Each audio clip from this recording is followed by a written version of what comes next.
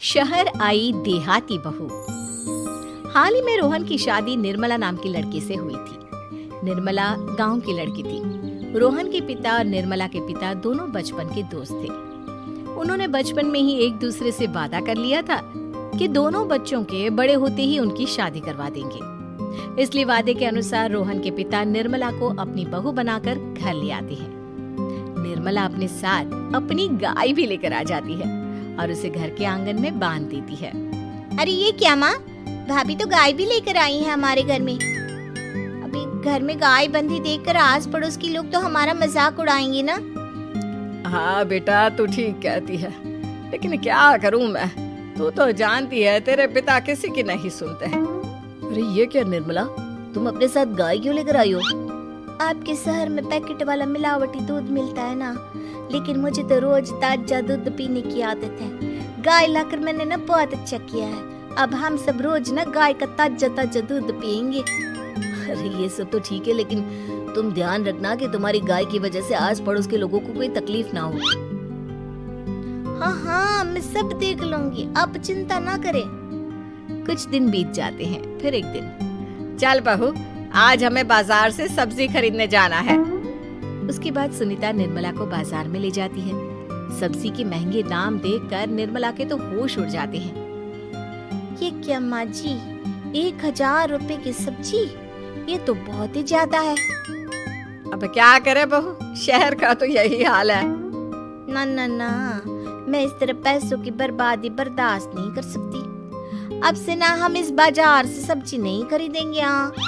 फिर अगले दिन निर्मला घर के आंगन की मिट्टी खोदकर वहाँ तरह तरह की सब्जियाँ लगा देती है। अरे काव्या, तेरी भाभी तो बहुत अजीब है। उसने तेरे पूरे आंगन को खेत बनाकर रख दिया।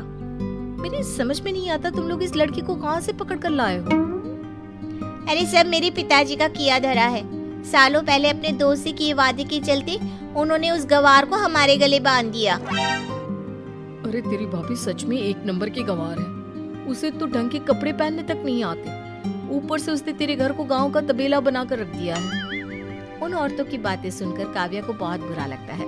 फिर वो अपने भाई रोहन से इस बात की शिकायत करने लगती है। रोहन निर्मला को समझाने की बहुत कोशिश करता है, लेकिन निर्मला के आगे उसकी एक नहीं चलती। फिर एक दिन रोहन निर्मला को एक शादी में ले जाता है। सभी मेहमान खाना खाने में व्यस्त थे। उधर रोहन भी अपने दोस्तों से गप्पे लड़ाने लगता है। तभी निर्मला तंदूरी चिकन की स्टॉल से ढेर सारे लेग पीस उठाकर अपने पर्स में डालना शुरू कर देती है। घर जाने के बाद इसे फ्रिज में रख दूंगी और कल सुबह मैं चीज सिखाऊंगी। फिर खाना खाने के बाद दोनों पति पत्नी वहाँ से जाने लगते हैं, लेकिन तभी दुल्हन का भाई उन्हें रोक लेता है। अरे ये सब क्या है? मैंने यहाँ खाना खाने के लिए सबको बुलाया था, खाना चोरी करने के लिए नहीं। तुमने पर्स में जो चिकन के लेग पीस छुपा रखे ना, चलो बाहर निकालो उन्हें। दुल्हन का भाई फौरन निर्मला से पर्स छीनकर सारे लेग पीस बाहर निकाल लेता है। मैंने इतना खर्चा करके खाने पीने का इंतजाम किया है और तुम हो कि यहाँ से खाना चोरी करके ले जा रही हो? शर्म आनी चाहिए तुम्हें। वहाँ मौजूद सभी लोग निर्मला को भला बुरा कहने लगते हैं। अपनी बेइज्जती होते देख रोहन दुल्हन के भाई से माफी मांगकर निर्मला को घर ले आता है। निर्मला, आज तुमने सबके सामने मेरी नाक कटवा दी। आखिर तुम्हें चिकन के पीस चुराने की जरूरत क्या थी? मुझे माफ कर दीजिए रोहन जी। दरअसल ना, हमारे गांव में जब भी शादी होती थी तब मैं और मेरी सहेलियां इसी तरह शादी से ढेर सारा खाना लेकर आते थे। मुझे नहीं पता था कि मेरी इस गलती से आपकी इतनी बेइज्जती हो जाएगी। मुझे माफ कर दीजिए, आज के बाद ऐसी गलती कभी ना करेंगे। इतना कहकर निर्मला रोने लगती है। निर्मला को रोते देख रोहन का दिल पिघल जाता है और वो उसे माफ करके गले लगा लेता है। इस तरह कुछ दिन बीत जाते हैं। फिर एक दिन रोहन उदास होकर घर लौटता है। रोहन के कपड़े बुरी तरह फटे हुए थे। अरे बेटा, ये सब क्या है? किसी के साथ मारा पीटी हो गई है क्या? नहीं माँ, आज हमारी जिंदगी का सबसे बुरा दिन है। म्युनिसिपालिटी वालों ने हमारी दुकान तोड़ दी। आज से हमारी आमदनी पूरी तरह बंद हो गई। हे भगवान, हमने तो किस्त पर ढेर सारा सामान ले रखा है। अब हम सारे सामान की किस्त कैसे चुकाएंगे? मेरी तो सोचने समझने की शक्ति ही खत्म हो गई। पता नहीं आगे हमें और कितनी मुसीबत झेलनी पड़ेगी। आप सबको ना चिंता करने की जरूरत ना है, मैं सब ठीक कर दूंगी। तो कहना क्या चाहती है बहू? हम ना बोल कर नहीं बल्कि करके दिखाएंगे। हाँ। उसके बाद निर्मला अपने पिता को फोन करके गांव से 5 गाय मंगवा लेती है और फिर अगले दिन निर्मला सभी गायों का दूध निकाल कर बड़े बर्तन में भर लेती है। तुम ये सब क्या कर रही हो निर्मला? मेरी तो कुछ समझ में नहीं आ रहा। हम ना इन गायों का दूध बेचने जा रहे हैं।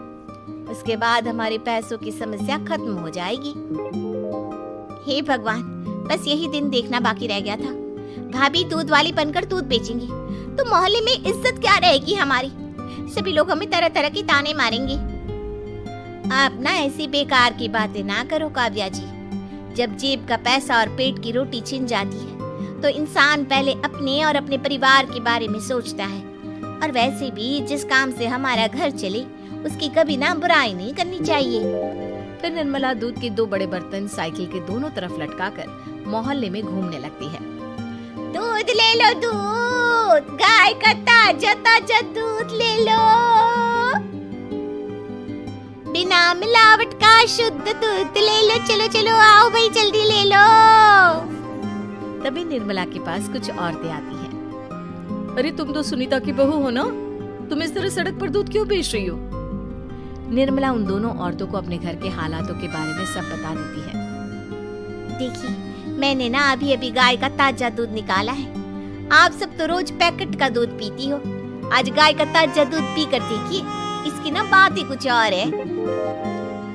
हाँ बहू, मुझे तुम्हारी बात समझ में आ गई। ला, मुझे 2 लीटर दूध दे दो। उस औरत की देखा देखी बाकी औरतें भी निर्मला से दूध खरीदना शुरू कर देती है। थोड़ी ही देर में निर्मला सारा दूध बेचकर ढेर सारे पैसे इकट्ठे कर लेती है। उसके बाद निर्मला घर जाकर सारे पैसे अपनी सास को पकड़ा देती है। अरे बहू, इतने सारे पैसे! सच में तेरा आइडिया तो काम कर गया। अरे माँ जी, आप तो बस देखती जाइए, कुछ ही दिनों में मैं अपने घर की सारी समस्या खत्म कर दूंगी। हाँ। फिर अगले दिन से निर्मला गायों के गोबर से ढेर सारे उपले तैयार करके बेचना शुरू कर देती है।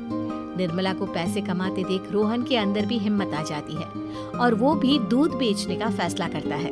निर्मला के कहने पर उसके पिताजी कुछ और गायों का बंदोबस्त कर देते हैं। इस तरह दोनों पति पत्नी मिलकर दूध बेचना शुरू कर देते हैं। कुछ ही महीनों में उनका दूध का व्यापार खूब फल फूल जाता है। इसके चलते रोहन एक बड़ी दूध की डेयरी भी खोल लेता है। पिताजी, जब आपने निर्मला से मेरी शादी करवाई थी तब मैं मन ही मन आपको कोसा करता था, लेकिन आज मेरी समझ में आया कि आपका फैसला बिल्कुल सही था। आज अगर निर्मला ना होती तो पता नहीं हमारा क्या हाल होता। हाँ बेटा, तू ठीक कहता है। हमारी बहू ने तो हमें उजड़ने से बचा लिया।